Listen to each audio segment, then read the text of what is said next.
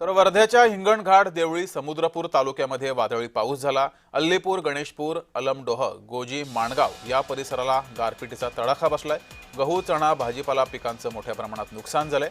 शेतकरी हा आर्थिक संकटात सापडलाय। तर या परिसरामध्ये गारपीट झालेली आहे, त्यामुळे शेती पिकांवर यांचा परिणाम झालाय। त्यामुळे शेतकऱ्याची चिंता वाढलेली आहे। शेतकरी आर्थिक संकटात सापडलाय। हे दृश्य आपण पाहतोय, मोठ्या प्रमाणात गारपीट झाली आहे।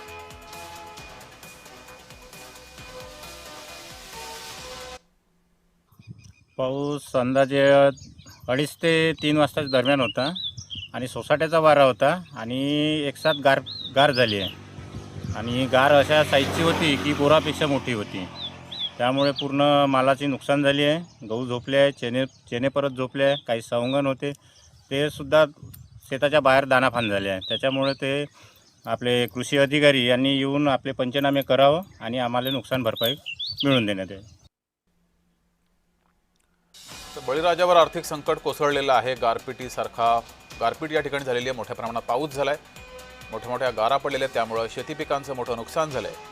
शेतकरी आर्थिक विवंचनेत सापडलाय। हे दृश्य आपण पाहतोय, मोठ्या प्रमाणात शेती पिकांचं नुकसान झालंय, त्यामुळे शेतकरी हा चिंतेत सापडलाय। आधीच पिकांना भाव नाहीये, त्या पार्श्वभूमीवर हा पाऊस बरसलाय, त्यामुळे आणखीनच नुकसान हे शेतकऱ्यांचं झालंय।